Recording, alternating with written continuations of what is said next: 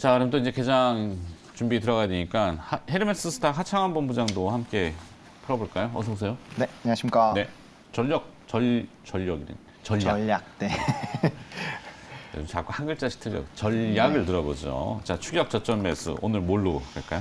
네, 컨텐츠를 또 들고 왔습니다. 컨텐츠 제가 따라갑니까? 그럼 추격? 네, 제 2주 전부터 좀 말씀을 드렸던 좀 그 섹터인데 네.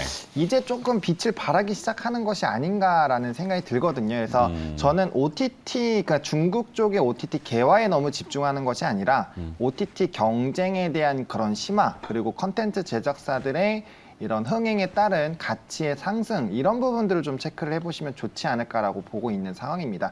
사실 아바타 개봉이 12월 네. 달이죠. 3시간 분량이라던데 네. 지금 컨텐츠의 중요한 분기점이 될 수 있다. 물론 그게 이제 국내 제작은 아니지만 그렇죠. 그래도 전체적인 문화 컨텐츠의 뭐랄까요? 하여튼 한 획을 또 그을 수 있죠. 네네. 네. 그 아바타 하여튼 얘기들을 많이 합디다. 아바타 저도 나오면은 바로 볼 생각으로 지금 기다리고 있는데요. 그래요? 뭐 원을 워낙 재밌게 봐서 네, 거기에 뭐 CG 작업도 많이 들어가고 네. 뭐 컴퓨터 그래픽. 영화관에서만 5번 본 것 같아요. 오. 그래서 이번에도 영화관 좀 돌아가면서 보려고 생각을 하고 있는데 네. 어쨌든 컨텐츠에 대한 우리나라의 이런 가치가 이전과 비교했을 때 정말 월등히 높아진 상황이거든요. 그리고 그러한 부분들이 이제 넷플릭스라든지 글로벌 순위를 보시게 됐을 때 예전에 우리나라 드라마 순위가 그렇게까지 뭐 1등을 하거나 위로 올라간 적이 그렇게 많지는 않아요. 근데 최근에는 나오면 거의 다 흥행을 하거나 좀 이슈몰이가 되고 있는 상황이거든요. 그러면 이제 2000년대에 미드가 나오게 됐을 때 사람들이 정말 열풍하면서 봤었던 그런 분위기가 이제 한도로 만들어지는 것이 아닌가라고 평가를 전 받고 있다라고 생각을 하고 있거든요. 근데 이제 미드와 비교했을 때 우리나라 컨텐츠 제작 비용이 거의 10분의 1, 10분의 2 정도밖에 되지 않는데 사실 성과는 굉장히 좀 좋은 상황이죠. 그리고 디즈니에서도 이제 밤예고가 다시 돌아오고 있는 상황이라서 분명 OTT에 대한 경쟁은 좀 심화가 되지 않을까라고 보고 있고요. 저는 OTT를 대부분 다 결제를 하고 있다라고 여러 번 말씀을 드리고 있지만 네. 사실 그 안에서 볼 수 있는 컨텐츠들은 조금 제한적이에요. 그러니까 좀 뭐 사실 요번에 레몽레인에서도 재벌집 막내 아들이 처음에는 이제 TVN에서만 좀 볼 수 있었거든요. 요번에 넷플릭스에 좀 풀리기도 했지만 그러니까 그런 쪽으로 좀 흥행하는 JTBC가 아니라?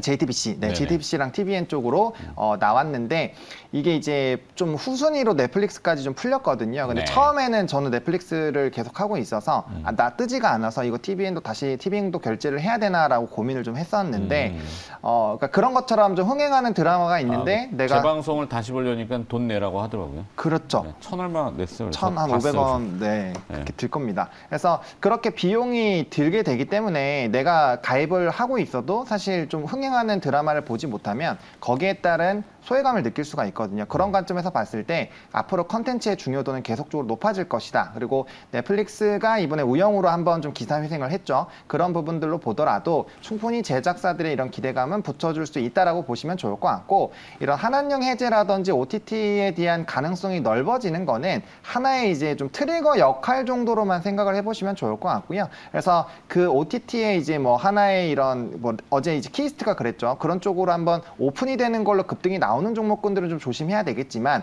뭐 스튜디오 드래곤처럼 본업이 굉장히 튼튼하고 이제 드라마가 하나 잘 된다고 주가가 움직이지도 않고 근데 이제 매출이나 실적 같은 경우는 뭐 사상 최대로 나오고 있는 이런 종목군들이 바닥권에 좀 움직이기 시작을 할 때는 좀 관심을 가져보실 필요가 좀 있지 않을까라는 관점입니다. 그래서 뭐 관련된 종목군들은 많죠. 뭐 이제 스튜디오 드래곤, 뭐 레몽레인, 뭐 컨텐츠리 중앙 굉장히 많은데 저는 네. 그 안에서도 일단은 스튜디오 드래곤을 가장 토픽으로 여전히 좀 꼽아드리고 싶고요.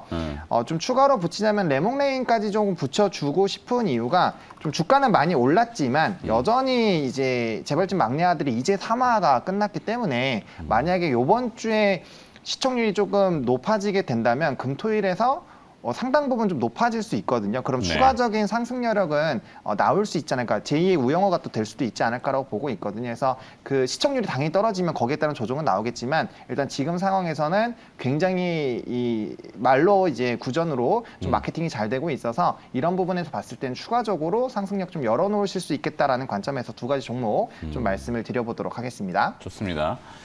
자, 뭐 12월은 아무래도 소비에 관련된 시즌이기 때문에 연말에 이제 특성이 있고 그래서 문화 콘텐츠 쪽도 분명히 큰 굵직한 이슈들이 있고 말씀드렸듯이 이제 아바타라고 하는 해외 대작 그리고 국내에는 뭐 오징어 게임 2가 아직 제작사가 결정은 안 돼 있는데 네. 뭐 그런 내용들 그다음에 12월에 디즈니 플러스로 상영이 되는 그 범죄도시 1을 제작한 강윤성 감독의 카지노 카지노 네. 강윤성 감독이 제 이제 어렸을 때 친구거든요. 아, 그래서 자꾸 얘기해 약간 사적인 견해가 있습니다. 카메오로 나가시나요? 아직 출연 소비가 안 들었어요. 네. 네. 자, 하여튼 잘 될 거라고 보기 때문에 그런 대작들이나 흥행작들이 나오면은 컨텐츠는 또다시 뭐 쉽게 불이 붙을 수 있는 그쵸. 대중성이 워낙 좋잖아요. 그쵸. 그렇죠? 범용성도 좋고. 자, 정경민 사장은 그래서 오늘 또 카지노래다. 문화 콘텐츠에서 뭐였죠? 아까 제목 네, 종목이? 네, 스튜디오 드래곤. 스튜디오 드래곤. 네. 네. 그다음에 정경민 사장 오늘 섹터 전략은 네, 저는 좀 무거운 쪽으로 합니다. 네. 역시 좀 대형주. 종합상사 아까 얘기했죠. 예, 종합상사 쪽을 보는데 어제 뭐 포스코인터가 좀 많이 오르긴 했어요. 그래서 이게 왜 오르나 갑자기 뜬금없이 했는 게 좀 살펴보니까 이제 버핏 온께서 일본에 있는 주요 5개 상사 주식을 엄청나게 매수를 했습니다. 네. 뭐 미쓰이 상사, 미쓰비시, 스미모토, 이토츠 뭐 이렇게 이름만 대면 알만한 이제 일본의 종합 상사. 그러니까 이 종합 상사라는 비즈니스는 뭐 몇 번 말씀을 드렸습니다만 우리나라와 일본밖에 갖고 있지 않은 이제 그런 비즈니스 모델인데 이 종목들을 산 시점을 보니까 52주 최고가에서 이 벅셔 회사회가 들어왔더라고요. 왜 이 시점에 이 종목들을 샀을까라는 게 조금 의아한 부분이 좀 굉장히 컸었고 그렇게 보면 그 뭐 일단 그쪽도 그렇게 가치적인 부가가 생긴다고 하면 우리나라 상사주들도 저렇게 좀 많이 빠져 있는 상황에서 못 들여 올려질 이유는 없다라는 생각이 좀 들고 말씀드렸듯이 일단 연말까지는 코스피 지수, 그러니까 약간 우량주 쪽에 약간 더 좀 비중을 좀 둬야 된다라는 이제 전체적인 그림으로 봤을 때는 상사주들이 거기에 좀 틈새적으로 상당 부분 수익률을 높일 수 있는 요건이 좀 되지 않을까 이렇게 좀 생각이 들어서 상사주를 좀 말씀드리고 싶고요. 실적은 굉장히 좋습니다. 뭐 다들 아시다시피 이제 이 빅한 3, 빅4 상사에 대해서는 뭐 이 분기 실적, 연간 누적 실적 다 엄청나게 좀 좋고 뭐 밸류에이션도 만만하고 상대적으로 좀 부담 없는 이제 그런 주가를 가지고 있고요. 결국에는 이제 인플레이션에 대한 해지 이게 좀 핵심이 아닐까라고 좀 보여지고 거기에서 이제 인플레이션을 가장 잘 돌파할 수 있는 그런 종목군 비즈니스 모델이라는 점에 대해서는 이견은 없으시지 않을까 이렇게 좀 보여지고요.